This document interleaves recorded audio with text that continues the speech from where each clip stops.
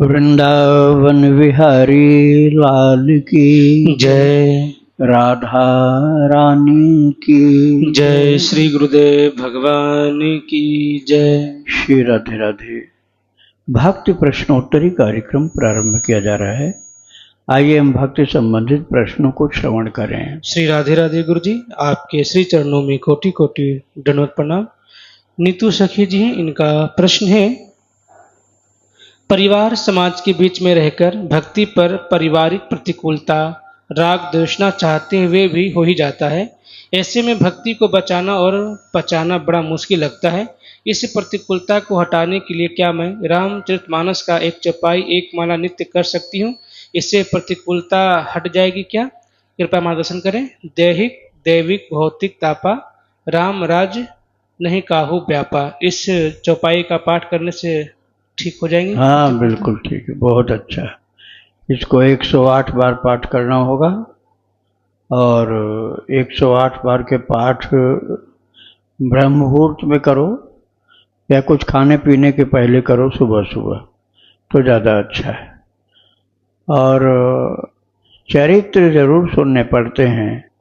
जैसे आपको लगा कि परिवार और समाज के कारण से भजन में बाधा पड़ती है, तो इसमें देखना पड़ेगा कि पारिवारिक और सामाजिक जीवन जीने वाले महापुरुषों ने कैसे जिया था जीवन।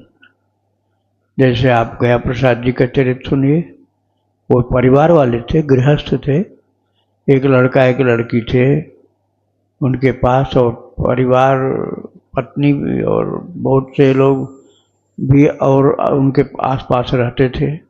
फिर भी उन्होंने भक्ति में कभी कमजोरी नहीं आने दी, बहुत भक्त थे।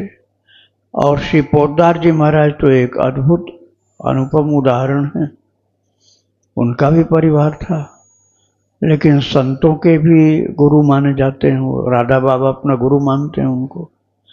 तो उन आदर्श पारिवारिक जीवन जीने वाले महान भक्तों का चरित्र आपको सुनना चाहिए, कैसे उन्होंने भक्ति की। खाकी बाबा पहले विरक्त थे, लेकिन हनुमान जी की आज्ञा से उनको विवाह करना पड़ा था। बोले कि प्रभु मुझे विवाह करने की तो रंच मात्र भी इच्छा नहीं। बोलिए तुम विवाह नहीं करोगे तो संस्कारी संतान कहाँ से आएगी? संस्कारी संतान, भक्त संतान कहाँ से आएगी? इसलिए खाकी बाबा का विवाह हनुमान जी की आज्ञा से हुआ था, बच्चे भी हुए थे। उनका चरित्र आप सुनकर देखिए, कैसे वो रहते थे कि उनकी भक्ति में कमजोरी नहीं आई। तो ये सुनने से ही ज्ञान होता है। राधे राधे। प्रवीण जी, इनका प्रश्न है, महाराज जी आज स्वप्न हुआ कि शरीर की आखिरी अवस्था आ गई है और आभास हो रहा है कि जीवन पूरा हो गया, पर भगवत भजन कर भगवत प्राप्ति नहीं की, बड़ा कष्ट है, शरीर छूट नहीं रहा है। महाराज जी, शरीर की आयु 46 वर्ष है, इस स्वप्न का क्या अर्थ है? कोई प्रारब्ध काटा है या ठाकुर जी कुछ चेताना चाहते हैं? हाँ, चेताना चाहते हैं, सावधान करना चाहते हैं, क्योंकि हम इस चीज को भूले रहते हैं कि शरीर जो नश्वर है और जाने वाला, इस बात को हम भूले रहते हैं। तो इसलिए भगवान ये दिखा देते हैं कि ये शरीर तुम भूल से मत समझ लो कि तुम्हारे पास सदा रहेगा, ये कुछ दिन के लिए ही मिला है, इसलिए इसका पूरा सदुपयोग कर लो। इसी को हमें याद दिलाने के लिए कभी कभी इसी लीला प्रभु की होती। राधे राधे। सुषमा पाठक जी, इनका प्रश्न है, दिन भर एक नाम नहीं ले पाती तो क्या भगवान हमारी नहीं सुनेंगे? कुटिलता जवान बहुत चलती है, दूसरे की निंदा चुगली से बच नहीं पाती, क्रोध भी आता है कि मुझे यह नहीं करना है, पर बार बार वही होता है, तो मैं क्या करूं? कम से कम इतना तो अच्छा ही है कि आपको अपना अवगुण पता है। आपको अपना अवगुण पता है, ये भी एक बहुत बड़ी अच्छाई है। नहीं तो अधिकतर लोग मानते ही नहीं कि हमारे अंदर कोई अवगुण है, और आपने मान लिया कि आपके अंदर निंदा चुगली की बुराई है। तो इस बुराई से बचने के लिए भी मन में आपके है, इस बुराई से बचना चाहिए। तो इसके लिए है मौन। जिस समय ये वातावरण बनता है कि आपको बोलना है, हाँ उसके अंदर ये खराबी है, हमको मालूम है, ऐसा मन में आया तुरंत मौन हो जाओ। मन में आ गया बोलने का तब भी नहीं बोलो। मौन लेते ही आपकी जबान जब बंद हो गई, मुंह खुला नहीं, तो जो बात बोलनी थी निंदा चुगली वाली वो बात वो बोलने से बच गए आप।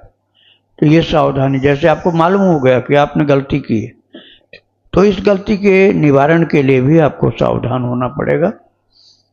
और यदि कभी मुंह से निकल गया तो भगवान से माफी मांगो, और बन पाए तो उससे भी माफी मांगो जिसकी बुराई आपने किया है। और वो नहीं मिल पा रहा है तो भगवान से माफी मांगो और फिर मौन धारण करो और अधिक समय तक। जिसके भी दुर्गुण आपको दिखलाई पड़ते हैं ना, वो दुर्गुण आपके अंदर भी आने लग जाते हैं, इसलिए वो देखना नहीं चाहिए। राधे राधे। रिद्धि जी हैं, इनका प्रश्न है, मैंने कुछ महीने तक नियम पूर्वक 10,000 नाम जब काउंटर से की सहायता से किए, फिर नियम छूट गया, कभी पूरा हो जाता है कभी नहीं। भगवान में विश्वास नहीं हो पा रहा है। मैं संत जन के सत्संग सुनती हूँ, भगवान की कथाएं भी सुनती हूँ।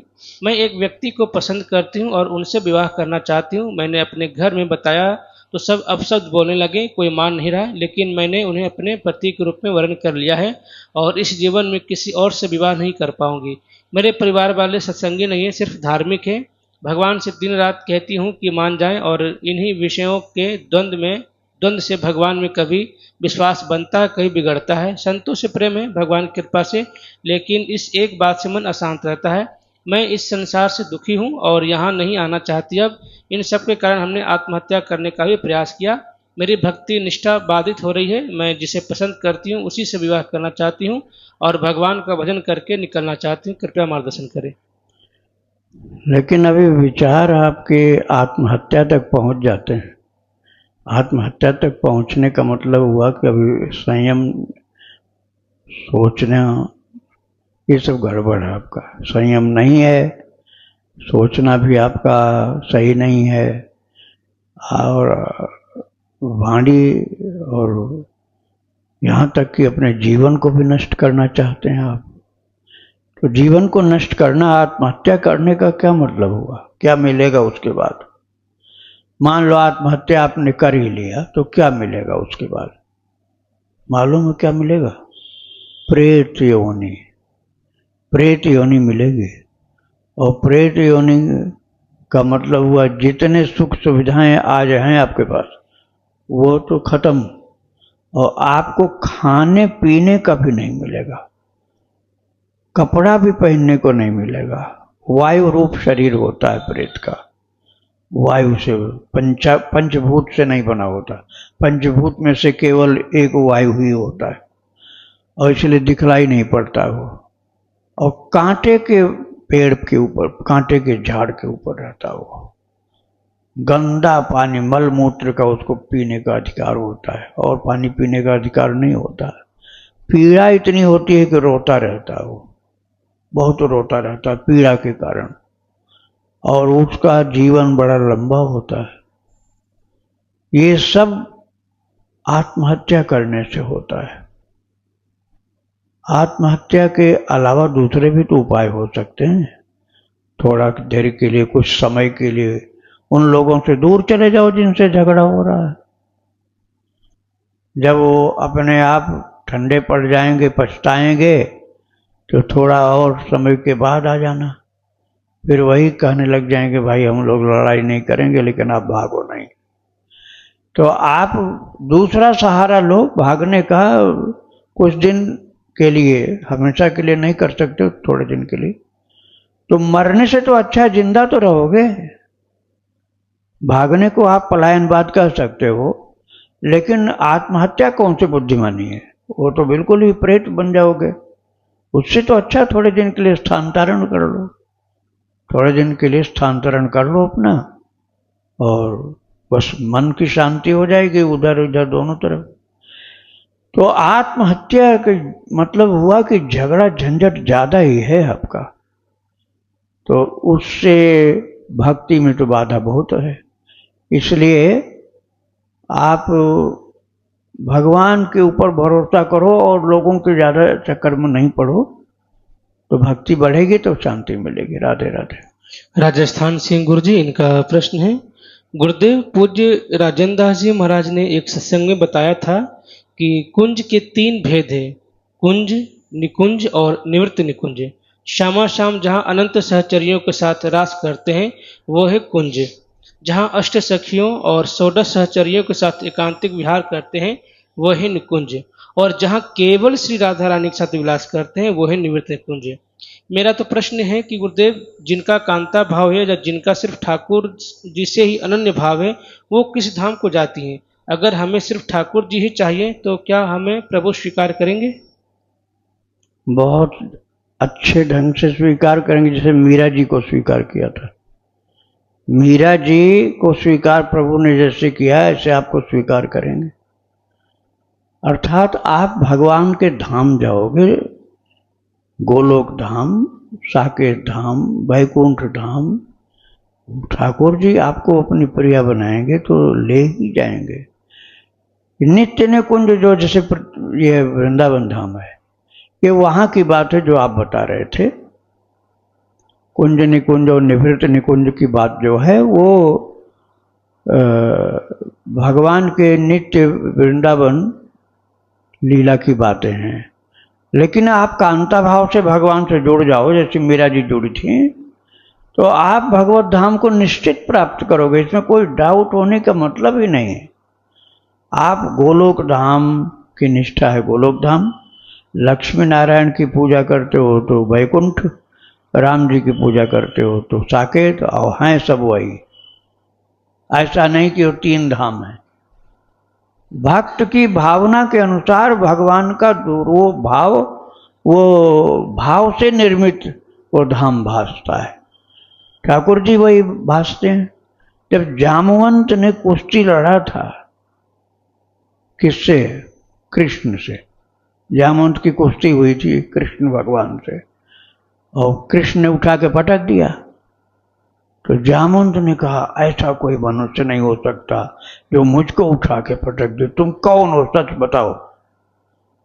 तो बोले, मैं द्वारकाधीश हूं। बोले, नहीं, कोई द्वारकाधीश मुझे नहीं पटक सकता, केवल एक भगवान श्री राम मुझको पटक सकते हैं, और उनके अलावा कोई नहीं। तो बोले, वही हूं, वही श्री राम हूं। तो बोले, महाराज हम ऐसे नहीं मानेगा, आप दिखाओ वो अपना रूप। तो भगवान कृष्ण ने राम रूप में दर्शन दिया जामवंत को द्वापर युग में, जबकि लीलाएं सब राम जी की हुई थी त्रेता युग में। त्रेता युग में लीला हुई थी, और द्वापर में जामवंत को द्वारकापुरी में भगवान एक गुफा के अंदर थे, वहाँ भगवान कृष्ण ने राम रूप में दर्शन दिया। फिर वो चरणों में गिर को रोने लगे कि प्रभु, मैं तो आपका सेवक हूँ, तो आपको तो पता था, मैं तो अज्ञानी ठहरा, लेकिन आपको तो पता था कि मैं आपका सेवक हूँ, फिर कुश्ती क्यों लड़ते रहे? बोले, तुम्हारी अभिलाषा पूर्ण कर रहा था, मनोकामना। बोले, ऐसी कब मनोकामना कर दी? बोले, जब तुम थे मेरे साथ लंका में तो बहुत युद्ध करना पड़ता था, लेकिन तब भी तुम्हारी खुजली नहीं मिटती थी लड़ने से। जब तुम मुझे देखते थे तो सोचते थे, बोल नहीं सकते थे, ऐसी बात सोचते थे, ऐसी बात सोचते थे कि बोल नहीं सकते थे। बोले, प्रभु मैं क्या सोचता था? बोले, यही तुम सोचते राम जी से कभी युद्ध हो, कुश्ती हो, तब मेरी भुजाओं की खुजली मिटे। तो मैंने वही पूरी कर दी। तो भाई, आपके भावानुसार भगवान रूप धारण करते हैं, आपके भावानुसार। कृष्ण भगवान का अवतार काल था, राम जी निज धाम में जा चुके थे 11,000 वर्ष। 10 वर्ष सहस्राणि 10 वर्ष शतानि च रामो राज्यम उपासित्वा ब्रह्मलोकम प्रयस्यति, ये वाल्मीकि रामायण में लिखा हुआ। भगवान का अवतार काल पूर्ण हो चुका था, अपने धाम जा चुके थे, और कृष्ण अवतार का समय था। फिर भी जामवंत के भाव के अनुसार प्रभु ने राम रूप में दर्शन दिया। ऐसे ही प्रभु को एक के अलावा 10-20 नहीं होते हैं, एक ही हो। यदि भक्त चाहता है कि हम वैकुंठ का जो वर्णन पढ़ा है कहीं वैसा दर्शन मिले तो वही वैकुंठ हो जाता है उनका, और वही हो जाता है उनका गोलोक धाम, वही हो जाता है साकेत धाम। इसीलिए गीता जी में इन तीनों नामों में से किसी नाम को नहीं लिया गया। गीता जी में न गोलोक कहा गया, न साकेत, न वैकुंठ। यद गत्वा न निवर्तन्ते तद्धाम परमं मम। हाँ, जहाँ जाकर फिर नहीं जीव लौट के आता कर्म बंधन के कारण, कर्म बंधन के कारण आना जाना नहीं, भटकना नहीं पड़ता, तब धाम परमम, मेरा वो परम धाम है। उसी परम धाम का नाम ये वैकुंठ भी है, गोलोक भी है और साकेत भी है। तो आपकी भावना, आपका प्यार देखकर, आपकी प्रीति भक्ति देखकर भगवान आपके अनुसार ही सब बन जाते हैं, बना देते हैं। तो आप संशय मत करो, कन्हैया से ही प्रेम करना, और कहाँ दूसरी जगह जाओगे। कृष्ण से प्रेम करो, तुम जामवंत की तरह से राम चाहो तो राम मिल जाएंगे और साकेत मिल जाएंगे। जैसा आपके मन में भाव होगा वैसे ही प्रभु मिल जाएंगे।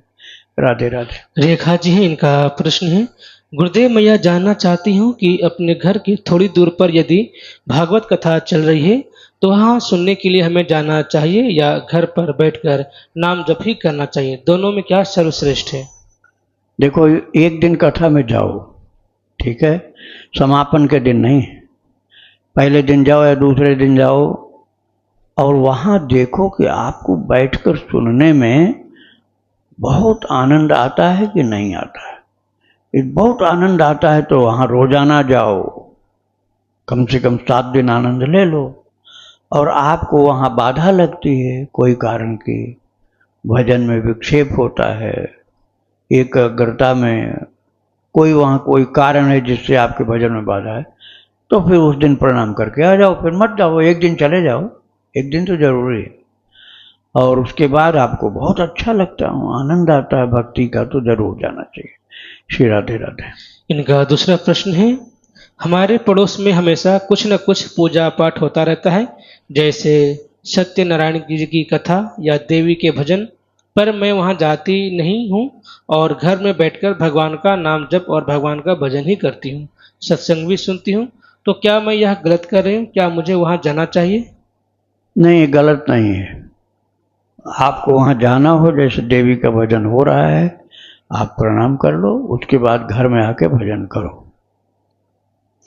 देवी के भजन में आपको भक्ति वाला आनंद आए तो थोड़ी देर रुकना भी चाहिए।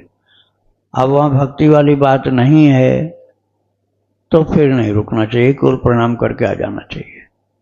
कथा में भी इसी तरह से, कथा में यदि भक्ति की बात शुद्ध शुद्ध चल रही है तो सुनना चाहिए, और वहाँ भक्ति की बात नहीं है तो फिर नहीं रुकना चाहिए, वहाँ बैठने से पता चल जाएगा। श्री राधे राधे। टीना जी, इनका प्रश्न है, निर्जला एकादशी व्रत कैसे करते हैं? निर्जला एकादशी व्रत का हठ नहीं करना चाहिए। जिसका शरीर बलिष्ठ है, जो व्रत करने लायक है, उसको करना चाहिए। अब तुमको बीमारियां हैं और तुम निर्जला एकादशी व्रत करने लगे तो ऐसी हालत में पहुंच जाओगे कि जो भजन हो रहा था वो भी बंद हो जाएगा, अस्पताल की शरण लेनी पड़ जाएगी। तो इसलिए निर्जला का हठ मत करो, पहले करो फलाहार का व्रत। फलाहार करो, फलाहार से नहीं काम चल पाया, भूख ज़्यादा लगती रही, तो एक टाइम फलाहार करो, एक टाइम अन्न लो। और फलाहार करने में कोई बाधा नहीं पड़ी तो एक टाइम फलाहार, दूसरे टाइम कुछ भी नहीं लो, केवल पानी पियो, और आपको उसमें कोई परेशानी नहीं हुई, तब फलाहार भी छोड़ दो। आप केवल रस का आहार एक टाइम ले लो और एक टाइम खूब जल पी लिया करो। इसमें भी आपको शरीर में एनर्जी की कमी नहीं हुई तो जलाहार कर लो। अब जल भी नहीं लोगे तो डिहाइड्रेशन के डर रहता है, कभी पानी कमी आ गई शरीर में, चढ़ाना पड़ जाएगा सलाइन। तो उससे अच्छा शरीर के अपनी समझ करके, जैसा उसके अंदर रेजिस्टेंस है शरीर के अंदर, उसी के हिसाब से व्रत करना चाहिए।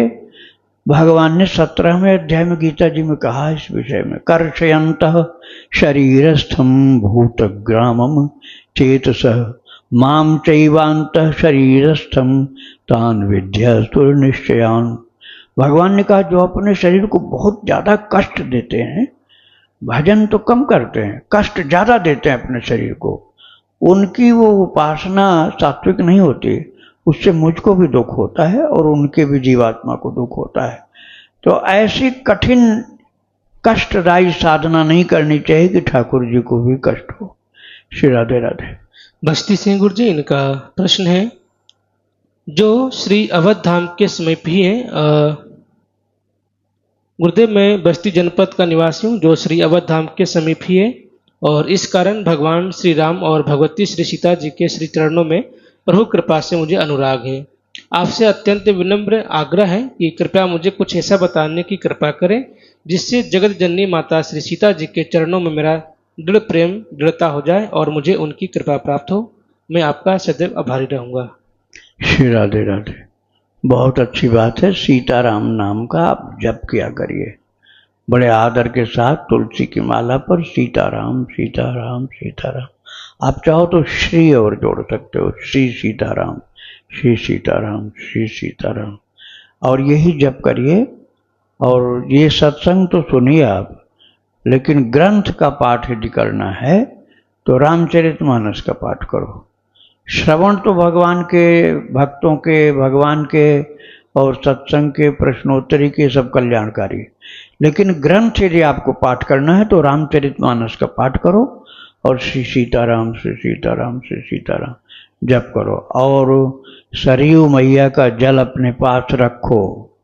सरयू जी का जल बहुत साफ सुथरे कांच के बर्तन में, कांच टूटने का डर है तो प्लास्टिक के साफ सुथरे बर्तन में रखो। सरयू जल का सेवन करो, और वो जल थोड़ा छिड़कना भी चाहिए सिर पर। स्नान करने भी जाओ। जा मज्जन ते बिनहि प्रयासा, मम समीप नर पावहि वासा। भगवान ने कहा है, राम जी ने कहा, उत्तर दिशि सरयू बह पावन। भगवान ने कहा मेरे धाम के उत्तर दिशा में परम पवित्र सरयू मैया बह रही हैं, और उनकी विशेषता क्या? जा मज्जन ते बिनहि प्रयासा, मम समीप नर पावहि वासा। ये विशेषता है कि बिना प्रयास के ही, केवल स्नान कर लेने मात्र से, पान कर लेने मात्र से समीप में वास अर्थात सामीप्य मुक्ति मिल जाती है। भक्तों को जो अभीष्ट है सामीप्य मुक्ति है, प्रभु के चरणों के पास बैठने का सौभाग्य प्राप्त होना सामीप्य मुक्ति है, वो भक्त को मिल जाती है। तो आपको सीताराम जी का जप करना है, मानस का पाठ करना है, सरयू जी का जल पान करना है, और स्नान करने का सौभाग्य बने वो भी करो, नहीं तो जल सिर पर थोड़ा छिड़क लिया करो। और भगवान का स्वरूप जो आपको राम जी का अच्छा लगता है, जैसे काकभूषुंड के साथ खेल रहे हैं वो बाल राम, या जनकपुर में हैं धनुष तोड़ रहे हैं, या वशिष्ठ के गुरुकुल में जाकर विद्या अध्ययन कर रहे हैं, या राम जी चित्रकूट में वास कर रहे हैं, आपको पसंद जो आवे स्वरूप भगवान युद्ध कर रहे हैं, या विश्राम कर रहे हैं, चरण सेवा कर रहे हैं लक्ष्मण जी और जानकी मैया। तो ऐसी जो अलग अलग प्रकार की छवि है भगवान की, जो आपको छवि अच्छी लगे उसको आंख बंद कर ध्यान करो। तो एक तो आंख बंद करके ध्यान करना उनके रूप का, दूसरा उनके नाम का जप करना, कीर्तन करना, तीसरा मानस का पाठ करना, और सरयू मैया का जल अपने ऊपर छिड़कना, पान करना, सरयू स्नान करना। इतनी साधना आप करो तो आपको सीताराम जी की भक्ति प्राप्त होगी। राधे राधे। श्री जी हैं, इनका प्रश्न है, प्रभु कृपा से मेरे घर में श्री राधा कृष्ण जी के माधुरी युगल विग्रह हैं। जिस दिन से वह आए हैं बहुत प्रेम से उनकी सेवा करती हूँ, और मुख्यतः मुझे ही उनकी सेवा में सबसे अधिक रुचि होने का अनुग्रह है। मेरा उनसे बहुत लगाव व ममत्व है। मैं किसी और के द्वारा उन्हें मूर्ति की तरह मानना या छूना बिल्कुल पसंद नहीं करती। मैं उन्हें अपना मानती हूँ और यह ध्यान रखती हूँ कि कोई उन्हें कष्ट न पहुँचाए। परंतु गुरुजी मुझे आगे की पढ़ाई के लिए जाना होगा। जब भी मैं उन्हें देखती हूँ तो मेरे मन में यह डर रहता है कि मेरे पीछे उनकी प्रेम से कौन सेवा करेगा, और मुझे यह सोचकर बहुत व्याकुलता होती है कि आने वाले जीवन में मैं उनके साथ नहीं रह पाऊंगी। मैं जानती हूँ कि कृष्ण सदा मेरे साथ हैं, पर उनकी विग्रह सेवा मुझे बहुत प्रेम से मिली है। मैं उन्हें किसी और को नहीं सौंपना चाहती हूँ, पर आगे के जीवन मुझे यह घर भी छोड़ना होगा। ऐसे में क्या मेरा लगाव और ममत्व गलत है? बहुत अच्छा है, लगाव आपका गलत नहीं, बहुत थोड़ा सा अच्छा नहीं, बहुत ज़्यादा अच्छा है। इससे ये फायदा होगा कि या तो ठाकुर जी ही आपके साथ जाएंगे और या आपकी मांग के अनुसार वो दे दिए जाएंगे आपको, और वो व्यवस्था खुद करेंगे कि आप सेवा में रह सको। भगवान के ऊपर छोड़ो इस बात को, बस भगवान से प्रेम करो, लगाओ अपना बढ़ाओ, और उन्हीं से मन ही मन कहो कि मैं आपके चरणों की सेवा के बिना नहीं रह पाऊंगी। इसलिए कृपा करके ये मेरे ऊपर अपने अनुग्रह की छाया सदा बना के रखिएगा कि मैं आपके चरण की सेवा से दूर न जा सकूं। तो भगवान कोई ना कोई इंतजाम करेंगे, या तो खुद जाएंगे आपके साथ या आपको अपने पास रखेंगे। राधे राधे। वृंदावन बिहारी लाल की जय। राधा रानी की जय। श्री गुरुदेव भगवान की जय। श्री राधे।